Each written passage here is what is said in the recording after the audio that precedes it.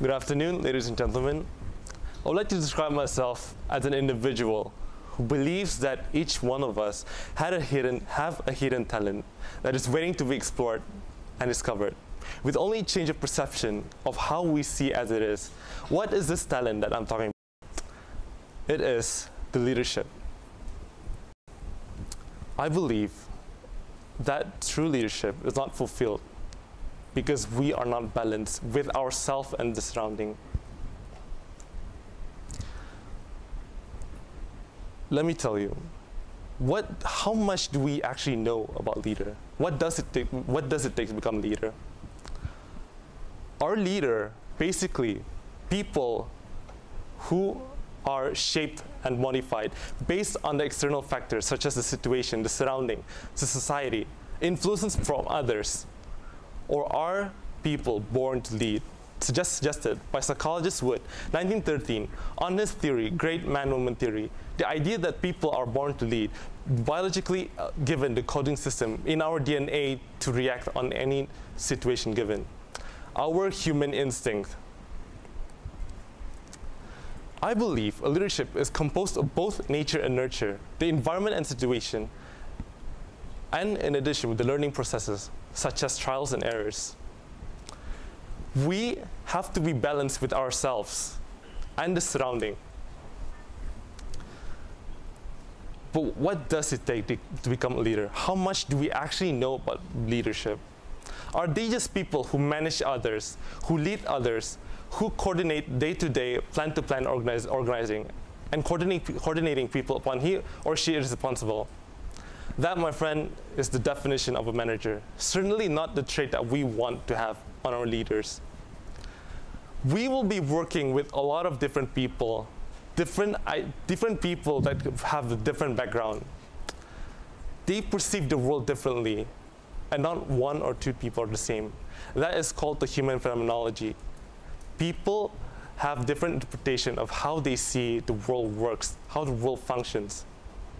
And it is our job to be their guide, to be the lantern, not to create a new path for them, but to illuminate the path that they create for themselves. Which brings me to my next topic. Involves the hierarchy of need. So sorry, we might have a difficult, but I'll just explain. Psychologist Maslow created a theory on humanistic theory of motivation. He created this hierarchy, starting from the bottom: physiological, safety, social, esteem need, and self-actualization. He proposed the idea that we have to start from the outside, from the physical aspect, our physical need, such as water, food. Then, in that sense, now we can move up the next stage. But have it ever come across to you that we, as I stated earlier, we came from our origin. We have our origin. We start from there, and we will end from there. It is what that brings us to where we are now. The idea that we want to lead and inspire people, we want to make difference. It is not completely influenced by the external factor, but it's from within. Our human instinct, we have to use it wisely in order for us to function better, to work with others. Which brings to my next topic, the golden circle. And I'm sure it's created by Simon Sinek on his essence of, he applied in the marketing scheme. The idea, he used an example, the Apple company, as an innovative company that creates a product simple and convenient for people to use. Correction, it is how they advertise that grabs the people's attention. It is how they tell the people why they should buy this, not for what it has. If I may, it can be applied to how people all around us function. For us to become the better leader, we have to be aware of who they are. We will be working with different people, and I believe they are sometimes difficult to manage. But it is our job to modify our behavior, to accommodate with theirs, to be on the same grounds as them, not to be slightly above them, but rather to be their friends, to be their guider, to be their lantern. Now, let's have a small activity. You are driving the latest product of Lamborghini or Ferrari or any types of car down the road from work, from school, to your home, and you coincidentally stop at a bus station. There you saw 3 people in need of help. An old lady, the first person you noticed was an old lady in her late 70s who was feeling agitated. She felt that she has been waiting for 2 hours. It's only been 20 minutes. The next person you notice is your best friend that you owe your life to, that if it wasn't for him, you wouldn't be here. And the last person in between them is your lover, your soon-to-be spouse, the love of your life. But you only have 1 seat available. Who would you take? Raise your hand if you are planning to take your lover. Okay. Raise your hand if you are planning to take the old lady with you. Raise your hand if you wish to take your best friend with you. Quite a lot of people. So your answers describes quite a lot of your quality, your self-actualization, what you believe is the most important. As funny as it sounds, this is actually a real study conducted in a university to find how much people think out of the box. What I just gave you was guidelines. What people misconcepted the idea of leadership, that they are too dependent on instruction manuals rather than believing themselves. But I'm not saying that you lack thinking out of the box. One particular individual managed to answer this effortlessly, and he simply stated, it's simple.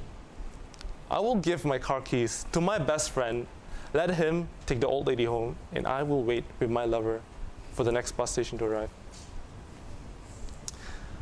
Now, I'm sure all of you guys are asking, what is this nonsense of him talking about the human instinct, our belief, and our self? Let me tell you my side of story.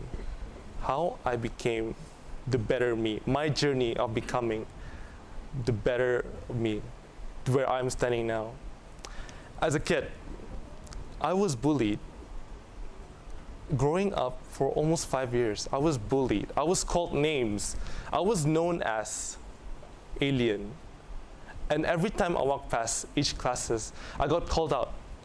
Look, it's the alien kid. Because I didn't fit in with any groups of people, any society. And I let the negativity in my life. I let myself get the better of me.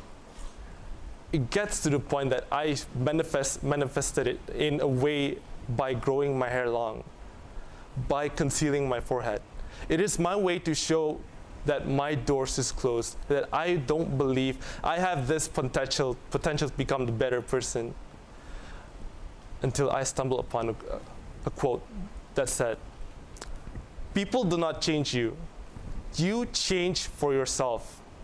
And I had enough. I suffered for 5 years being excluded from groups of people, being called names, being called the alien, because I didn't fit in. I realized my self is unique.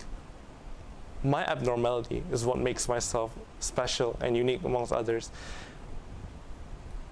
I start to develop the sense of exploring, discovering myself, that I have the potential. I'm not focusing on ensuring the satisfactory of people. I'm focusing on making myself happy, because I want to be the better me. I want to become the better leader. And the evidence shown here is good. I was elected, become the president of my student councils in my school because I voiced out. I have my own belief, and it's my job to ensure that people are walking the same path as me, and I will have to show them. A good leader knows what to do in any given situation.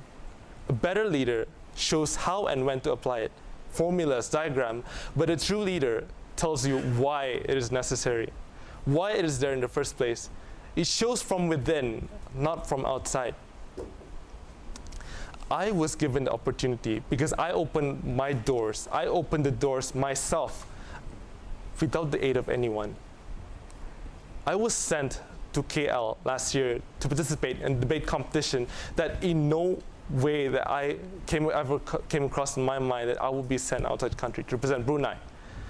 And I was given the same opportunity again to be sent to India by STEP to present Brunei under environmental related project because of my interests. And I was given another opportunity. I was offered to go to Philippines this year, this April. We start from within. We do not, and we will end from within. Because we ourselves make ourselves better. Thank you.